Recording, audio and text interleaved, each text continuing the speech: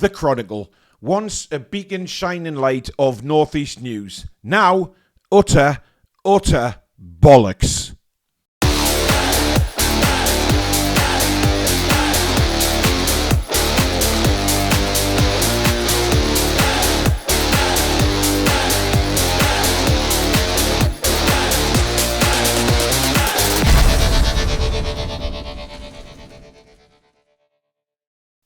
Hi everybody, welcome to the Toon Review. My name is Paul. This is your latest Newcastle United news.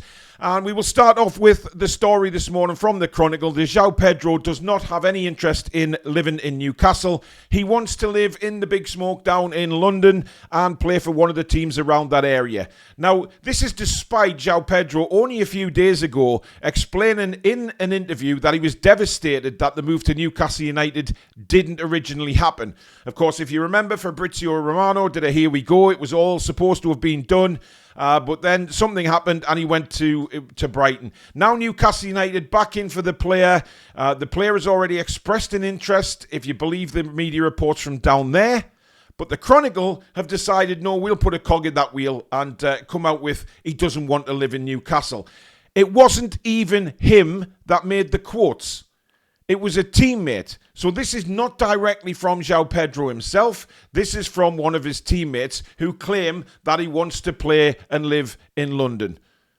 So make of it what you will, but the Chronicle have reported this, and now it's spiraled through many media outlets that João Pedro has no interest in joining Newcastle United, and the deal is now all up in the air. It's absolutely ridiculous because, once again, I mean, this is supposed to be a Northeast newspaper. We know it's not anymore. We know that isn't the case. They've still got some Northeast reporters there, like Lee Ryder, etc., who does player ratings for Newcastle United, and I never know where the hell he gets them from, to be honest, because I don't agree with most of his player ratings when he does them anyway. However, it's not a beacon of the Northeast anymore. It's just a newspaper. It's a media outlet, mainly ran from Manchester, I believe. Now, this is what it says, okay? And it's from João Pedro's teammate. Just get his name here. Let's have a look. It was Igor Julio. And this is what he had to say. João Pedro had already told Brighton some time ago that his desire was to leave and look for new things and to take the next step. It seems it will be very difficult and complicated for him to stay here.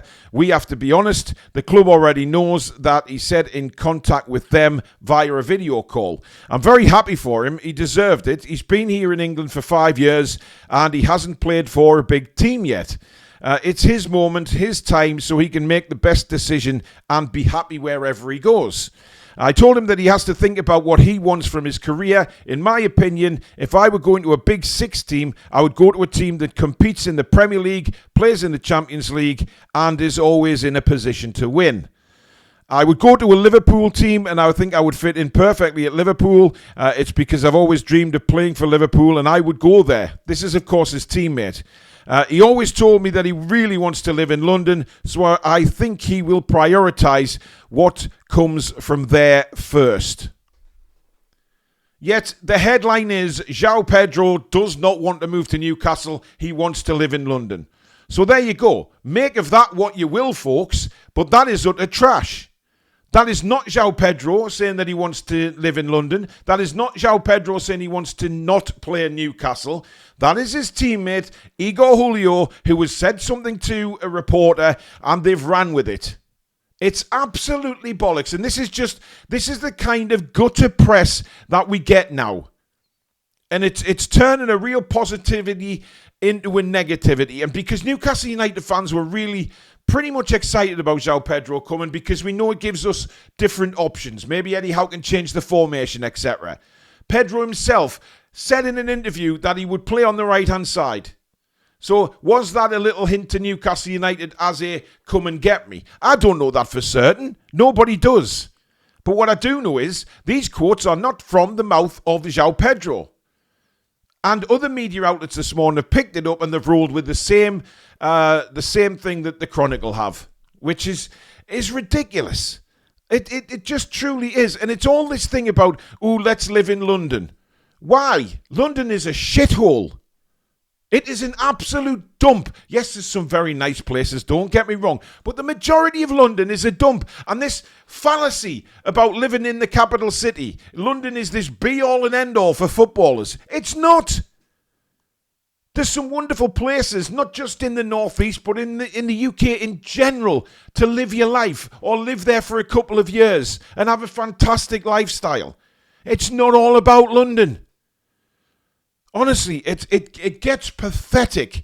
However, Newcastle remain interested and are still talking to Brighton regarding the transfer. So, again, we're just going to have to wait and see what develops. But I would think that this one will develop quite quickly. Of course, the window opens again on Monday officially. So, I can see this one happening because we need to make some sort of transfers quite quickly. We really do. Eddie wants his team in. I presume he wants them all by pre-season, but he needs to get deals done.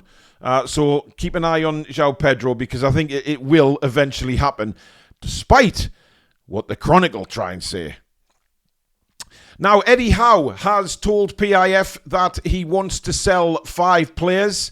He has 5 initial players on the list that he wants out the door. I know that sounds a bit rough, but that's just how it is.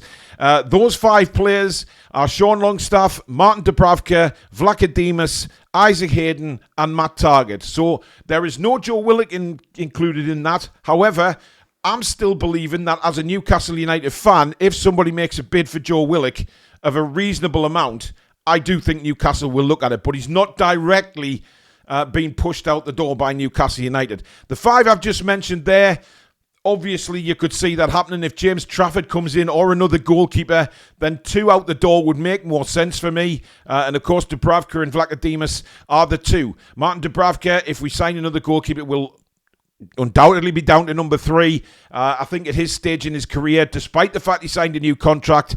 But remember what happened. He was in the team when he signed that contract, and then suddenly Pope was fit again, and he was dumped out of the side. I didn't agree with that at the time, but that's what actually happened. So, fair enough. I can understand Dubravka wanting to go, and maybe he's had a chat with Eddie Howe, and they will listen to offers for the goalkeeper.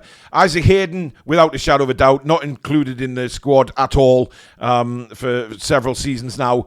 Out on loan, but he still has a year left on his deal. Matt Targett, of course, has been linked with Crystal Palace in a deal, possibly involving Gahey as well, so we'll keep an eye on that one. And Sean Longstaff, of course, we've had our say on Sean. I'm not going to keep on banging on about Sean Longstaff and, that he can't take us to the next level. Sean will do a good job for another Premier League team. Not at the top. He's not that type of player, but certainly mid-table Premier League team, I think Sean Longstaff can still do a good job. So I can see teams being interested in him. Leeds United continue to be linked with Sean Longstaff. So when this window reopens and teams are getting closer to the PSR deadline, keep an eye on these because I think there will be players leaving the club. Now, Tino Livramento has addressed, of course, the rumours regarding Manchester City and the transfer rumours with regards to him leaving Newcastle United. And he's just basically poo-pooed everything, as we expected. Because Tino Livramento is very happy at Newcastle United. He doesn't want to leave the club. He's perfectly satisfied what he's doing. He's playing some of his best football of his career right now, certainly on the left side. But the future will probably be right back for Livramento. And listen, with Lewis Hall and Tino Livramento, we have probably got the England left back and right back for several years to come. We all know that. That's not being biased as a Newcastle fan. That is just stating fact. They are the 2 best fullbacks in England right now, in my opinion. No doubt. No doubt.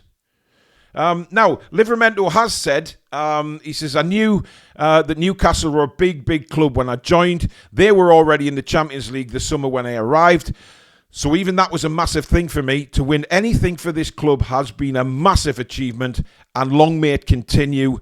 You see what it means to the fans. They come to the games, but from across the city, you see that everybody here supports the club, and it was great to bring a cup home for them, and I am looking forward to being a part of this football club for years to come.